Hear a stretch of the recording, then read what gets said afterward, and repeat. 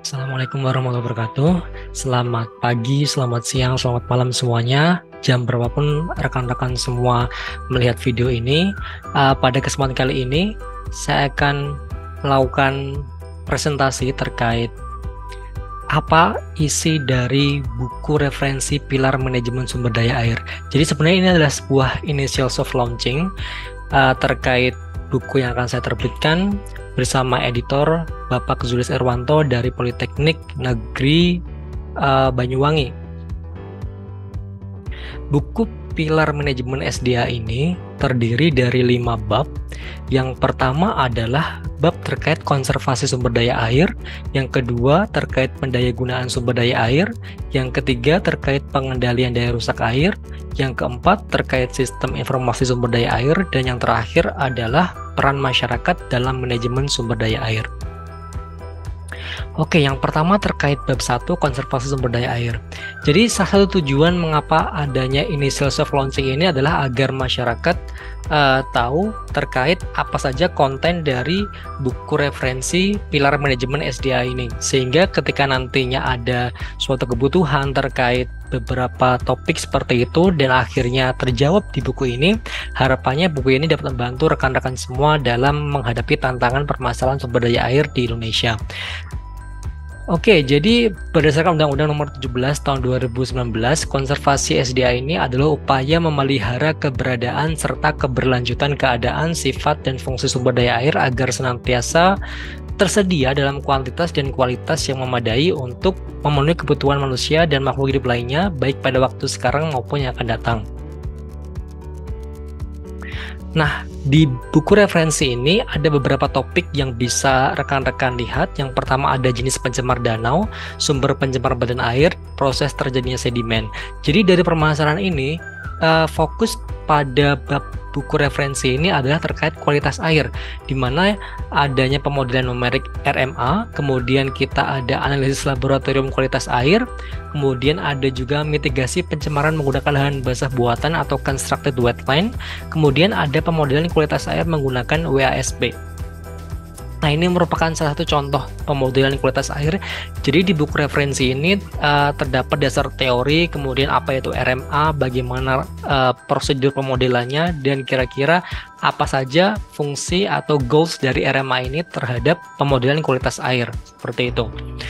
Kemudian ada juga terkait SNI. Jadi sebenarnya salah satu tujuan juga terkait pengadaan buku referensi ini adalah untuk menjadi pendukung bahan ajar atau penelitian atau pengabdian kepada masyarakat, terutama pada pendidikan tinggi vokasional, di mana kita perlu berdasar pada peraturan-peraturan yang ada, prosedur-prosedur yang sudah ditetapkan seperti SNI dan lain sebagainya.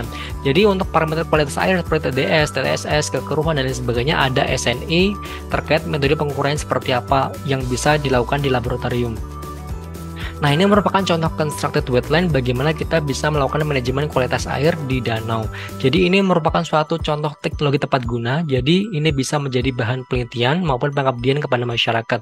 Tentu juga bisa menjadi bahan ajar kepada mahasiswa, karena tujuan dari buku referensi adalah untuk mendukung tridharma perguruan tinggi, terutama di pendidikan tinggi vokasi.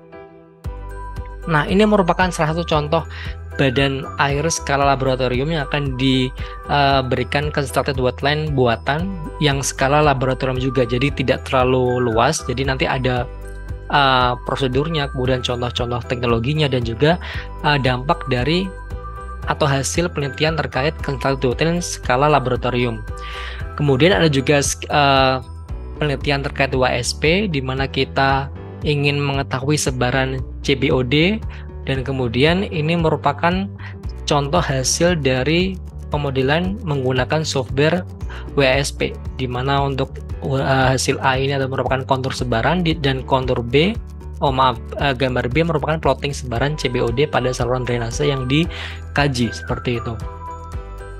Nah, kemudian bab kedua adalah kita membahas masalah pendayagunaan sumber daya air, di mana kita berfokus pada penelitian-penelitian dari hasil kegiatan penatagunaan, penyediaan, penggunaan, pengembangan, dan pengusahaan sumber daya air secara optimal agar berhasil guna dan berdaya guna. Jadi ruang lingkup yang menjadi fokus pada bab buku referensi ini adalah terkait pembangkit listrik tenaga mikrohidro. Jadi untuk pemenuhan kebutuhan air bersih dan untuk kebutuhan air irigasi. Apa saja daftar isinya untuk bab 2 ini? Kita ada dasar teori ya, evapotranspirasi, proyeksi pengguna, kebutuhan air bersih seperti apa, kapasitas produksi, PLTMH, penerapan WAP. Jadi merupakan software yang free access. Jadi teman-teman kalau misalnya ingin aplikasi WAP untuk diinstal, itu bisa mengajukan lisensi free setahun dan bisa diperbarui lagi setelah setahun berikutnya. Jadi sebenarnya free namun harus diperbarui secara langsung melalui website. Ada juga analisis kebutuhan air bersih dengan EPANET, modul matematika optimasi learning linear programming, penerapan optimalisasi sumber daya air waduk, dan pola tata tanam irigasi. Jadi ini merupakan salah satu contoh aplikasi pendayagunaan SDA menggunakan WAP. Jadi untuk program WAP ini lebih banyak terkait alokasi air, di mana kita ingin tahu terkait demand dan supply suatu sumber daya air di suatu daerah. Jika kekurangan, maka apa skenario yang bisa kita lakukan, misalnya pembangunan waduk atau misalnya pembangunan PLTMH untuk meningkatkan kebutuhan atau pemenuhan kebutuhan air irigasi dan lain sebagainya. Nah, ini merupakan salah satu contoh project untuk mendesain PLTMH. Ini merupakan survei terkait lokasi sumber mata air dan peletakan rumah turbin yang menjadi cikal bakal adanya PLTMH. Jadi di buku referensi ini juga dijelaskan bagaimana kita mendesain kelayakan finansial terkait PLTMH di suatu daerah, kemudian desainnya seberapa yang bisa dihasilkan dan kebutuhan air bersih yang bisa dihasilkan untuk masyarakat seperti apa. Kemudian ada juga terkait profil diameter jaringan pipa induk. Jadi ini menggunakan EPANET, jadi sesuai dengan dasar teori mekanika fluida terkait metode Hardy-Cross, di mana ini kita aplikasikan menggunakan EPANET. Jadi kita tahu kebutuhan air bersih misalnya di suatu daerah adalah sekian. Kemudian kita pengen mendesain pipanya. Jadi ini merupakan bagian dari distribusi air bersih di bagian perpipaannya. Oke, untuk yang ketiga, bab ketiga terkait pengendalian daya rusak air, di mana untuk daya rusak air ini disebabkan oleh sumber daya air yang dipacu oleh faktor lain yang dapat mengakibatkan kerugian bagi lingkungan. Jadi contohnya adalah longsor, banjir, dan lain sebagainya. Jadi pada bab referensi ini kita ingin tahu bagaimana cara mitigasi banjir yang baik seperti itu. Tentunya hal ini juga akan bersandar atau berbasis pada SNI terkait perhitungannya, kemudian teknologi tepat guna, aplikasi terapan, karena kebanyakan buku referensi ini kita bersandar pada studi kasus, sehingga rekan-rekan yang membaca dapat membayangkan kasusnya seperti apa, permasalahannya seperti apa, solusinya seperti apa, seperti itu. Oke, untuk pengendalian daya rusak air, untuk daftar isinya ada pengendalian banjir, pemodelan rekonstruksi banjir kali belik, analisis perkuatan lereng dan infrastruktur hijau dalam mitigasi longsor pada Sungai Ciliwung, dan mitigasi infrastruktur hijau. Langsung saja, jadi di sini juga kita akan membahas sedikit masalah HECRAS, bagaimana kita melakukan mitigasi banjir menggunakan HECRAS. Sebenarnya banyak jurnal-jurnal terkait banjir dengan mitigasi HECRAS ya. Jadi di bab referensi ini kita lebih meng-highlight sebenarnya studi kasus apa yang bisa diterapkan ketika kita menggunakan HECRAS sebagai aplikasi dalam melihat visualisasi banjir di suatu daerah. Kemudian untuk daftar SNI-nya kita lebih fokus pada perhitungannya seperti apa. Jadi kita sudah hafal atau sudah paham masalah analisis hidrologi, hidrolika, dan lain sebagainya. Tapi apakah prosedur atau tata cara perhitungan yang sedang kita lakukan atau yang pernah kita lakukan itu sudah sesuai dengan SNI? Maka kita perlu menganalisisnya. Jadi ini merupakan daftar SNI dalam analisis banjir. Nah, ini merupakan contoh hasil analisis HECRAS terkait terdampak banjir, di mana ini ada gambar sebelum dan sudah kejadian banjir. Kemudian kita juga menambah suatu pemodelan banjir menggunakan UAV DEM, di mana kita menggunakan drone untuk melakukan akuisisi foto udara. Jadi ada sekitar 1000-an foto yang kemudian dikompilasi untuk mendapatkan DEM seperti itu. Namun hal ini lebih akurat kalau misalnya DEM ini adalah hasil menggunakan LIDAR dibanding UAV. Jadi ada pembahasannya di buku referensi ini. Kemudian apa saja hasilnya juga ada di buku referensi ini. Nah, kemudian kita juga melakukan analisis stabilitas lereng terhadap permasalahan di Sungai Ciliwung, di mana kita menggunakan aplikasi Plexis dan juga GeoSlope. Nah, selain infrastruktur yang sudah ada, misalnya adalah sungai, lereng, dan lain sebagainya, pasti kita perlu suatu infrastruktur yang istilahnya adalah dapat terkoneksi dengan lingkungan atau infrastruktur hijau. Nah, di sini juga ada banyak sekali usulan infrastruktur hijau di wilayah dataran banjir Sungai Ciliwung dan bagaimana dampak dari infrastruktur hijau ini dibandingkan dengan infrastruktur yang grey atau yang infrastruktur yang sudah biasa kita kenal seperti tebing, perkuatan tebing, kemudian normalisasi dan lain sebagainya. Nah, kemudian untuk bab 4 merupakan sistem informasi sumber daya air.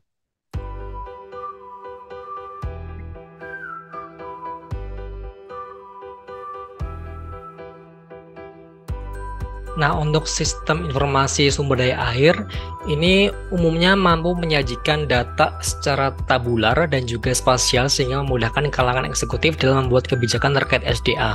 Nah, informasi SDA yang dimaksud berupa informasi mengenai kondisi hidrologis, hidrometeorologis, hidrogeologis, kebijakan sumber daya air, prasarana SDA, teknologi SDA, dan lain sebagainya. Nah, pada buku referensi ini, kita mencoba untuk membahas terkait aplikasi-aplikasi terapan di lapangan terkait sistem informasi SDA yang dikemas menjadi sebuah penelitian sehingga dapat digunakan sebagai bahan ajar, bahan referensi penelitian maupun bahan pengabdian kepada masyarakat. Nah, dari isi buku referensi ini, beberapa permasalahan yang akan kita bahas nantinya di buku ini adalah bagaimana evaluasi sebaran curah hujan melalui metode Kagan dengan sistem informasi geografis, akibat dampak perubahan iklim, kemudian bagaimana kondisi hidrometeorologis dan hidrogeologis daerah aliran sungai dengan sistem SIG akibat dampak perubahan iklim, dan juga kita menganalisis terkait dampak perubahan iklim terhadap perubahan garis pantai.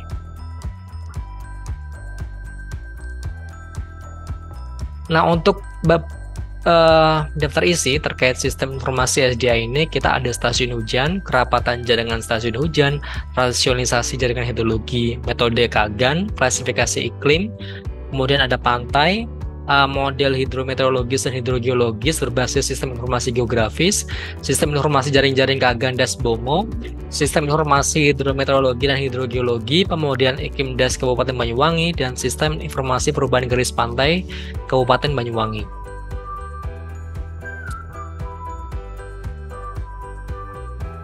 Oke, ini merupakan salah satu hasil dari penelitian terkait peta jaringan sungai dan stasiun hujan Kabupaten Banyuwangi dengan kondisi existing. Jadi ini pemanfaatan sistem informasi geografis dalam sistem informasi sumber daya air. Ini merupakan hasil analisis terkait kondisi hidrometeorologi dan hidrogeologi. Jadi ini merupakan hasil pemodelian SWAT. Jadi di buku referensi ini juga ceritakan bagaimana aplikasi pemodelian SWAT ini terkait sistem informasi SDA yang tentunya akan berdampak pada hidrologi atau kondisi sumber daya air pada studi kasus yang dibahas. Oke, untuk bab terakhir, bab kelima adalah terkait pemberdayaan masyarakat dalam manajemen sumber daya air. Nah, seperti kita ketahui ya, salah satu permasalahan yang dihadapi dalam memberdayakan masyarakat dalam pengelolaan DAS secara terpadu adalah kurangnya kesadaran masyarakat. Nah, hal ini dikarenakan faktor latar belakang pendidikan, lingkungan, dan budaya masyarakat setempat. Nah, bagaimana cara menaikkan kesadaran masyarakat akan pentingnya partisipasi mereka dalam menjaga kelestarian sumber daya air? Nah, salah satu caranya adalah memanfaatkan peran perguruan tinggi, instansi, industri, dan pemerintah daerah yang memiliki sivitas akademika yang dapat berperan sebagai katalis di dalam masyarakat melalui program-program pemberdayaan masyarakat dalam menciptakan solusi dari permasalahan yang terjadi di daerah. Apa saja isinya? Sebenarnya untuk di daftar isi kebanyakan adalah teori ya, terkait prinsip-prinsip partisipasi masyarakat, jenisnya seperti apa, tingkatannya, faktor pengelolaan SDA terpadu. Nah, sebenarnya yang paling banyak adalah terkait peran masyarakat dalam pengelolaan sumber daya air di sini. Nah, di sini di bab buku referensi ini dijelaskan terkait teknologi tepat guna yang dapat diaplikasikan kepada masyarakat untuk mengatasi permasalahan-permasalahan yang ada di masyarakat terkait sumber daya air.